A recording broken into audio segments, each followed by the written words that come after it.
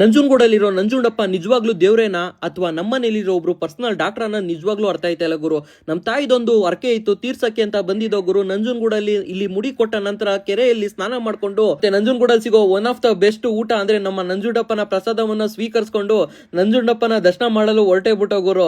ನಂಜುಂಡಪ್ಪನ ದರ್ಶನವನ್ನ ಮಾಡ್ಕೊಂಡು ಅರ್ಕೆಯ ಕೊನೆ ಭಾಗವಾಗಿ ನಾವು ತುಲಾಭಾರ ಮಾಡಿಸ್ಬೇಕಿತ್ತು ಗುರು. ಯಾಕೆ ಈ ತುಲಾಭಾರ ಮಾಡಿಸ್ತಾ ಇದೀವಿ ಅಂದ್ರೆ ನಮ್ಮ ಮನೇಲಿ ಯಾವುದೇ ರೀತಿಯಾಗಿರೋ ಮೆಡಿಕಲ್ ಕಂಡೀಷನ್ ಇದ್ದಾಗ ಡಾಕ್ಟರ್ ಮೇಲೆ ಎಷ್ಟು ನಂಬಿಕೆ ಇರ್ತದೋ ನಮ್ಮ ನಂಜುಂಡಪ್ಪನ ಮೇಲೆ ಅಷ್ಟೇ ನಂಬಿಕೆ ಇರ್ತದೆ ಗುರು. ಹೀಗೆ ನಮ್ಮ ಮನೇಲಿ ಎರಡು ಮೆಡಿಕಲ್ ಕಂಡೀಷನ್ ಇತ್ತು ಗುರು. ಒಂದು ನಮ್ಮ ಅಕ್ಕ ಅವರಿಗೆ ಪಾಪು ಆಗ್ಬೇಕಾದ್ರೆ, ಇನ್ನೊಂದು ಕ್ರಿಟಿಕಲ್ ಮೆಡಿಕಲ್ ಕಂಡೀಷನ್ ಅಂದ್ರೆ ನಮ್ಮ ತಾಯಿಗೆ ಓಪನ್ ಹಾರ್ಟ್ ಸರ್ಜರಿ ಆಗ್ಬೇಕಾರೆ ಗುರು. ಆ ಸಮಯದಲ್ಲಿ ನಾವು ನಂಜುಂಡಪ್ಪನ ಗುಡಿಗೆ ಬಂದು ಮುಡಿ ಕೊಟ್ಟು ಒಂದು ತುಲಾಭಾರ ನೀಡ್ತೀವಿ ಎಂದು ಅರ್ಕೆ ಮಾಡ್ಕೊಂಡಿದ್ದೋ ಗುರು. ಅಂದ್ರೆ ಡಾಕ್ಟರ್ ಮೇಲೆ ನಂಬಿಕೆ ಇತ್ತು ಗುರು. ಆ ನಂಬಿಕೆನ ಗಟ್ಟಿ ಮಾಡಿದ್ದು ಅಂದ್ರೆ ನಮ್ಮ ನಂಜುಂಡಪ್ಪ ಅಂತ ಹೇಳ್ಬೋದು ಗುರು. ಇಷ್ಟೆಲ್ಲ ಮಾಡಿದ್ರೆ ನಿಜವಾಗ್ಲೂ ನಂಜುಂಡಪ್ಪ ಕಾಪಾಡ್ತಾನ ಅವೆಲ್ಲ ಗೊತ್ತಿಲ್ಲ ಗುರು. ನಂಜುಂಡಪ್ಪನ ಮೇಲೆ ನಮ್ಮನೆಯವರು ಇಟ್ಟಿರೋ ನಂಬಿಕೆ ಆಗೈತೆ ಗುರು. ಕೈ ಮುಕ್ಕೊಂಡೋಗಿ ನಿಜವಾಗ್ಲೂ ಒಳ್ಳೇದಾಯ್ತದೆ. ಅರ್ಕೆ ಕಟ್ಕೊಳ್ಳೋದು ಅದು ನಿಮ್ ಇಚ್ಛೆ ಆಗಿರ್ತದೆ ಗುರು. ತುಲಾಭಾರದಲ್ಲಿ ತೂರಿದ ಫಲಕ್ಕೆ ಸರಿಸಮ ಹೊಂದುವ ಹಣವನ್ನು ನಾವು ದೇವಸ್ಥಾನದವರಿಗೆ ನೀಡಿ ತುಲಾಭಾರ ಮಾಡಿಸಿದವರಿಗೆ 2 ಲಡ್ಡುನ ನೀಡ್ತಾರೆ ನಂಜುಂಡಪ್ಪನ ಪ್ರಸಾದವಾಗಿ. ಪ್ರಸಾದವನ್ನು ಸ್ವೀಕರಿಸಿ ಅರ್ಕೆ ತೀರಿಸಿದ ಖುಷಿಯಿಂದ ನಾವು ನಮ್ಮನೆ ಕಡೆಗೆ ಹೊರಟೇ ಬಿಟ್ಟೋ ಗುರು.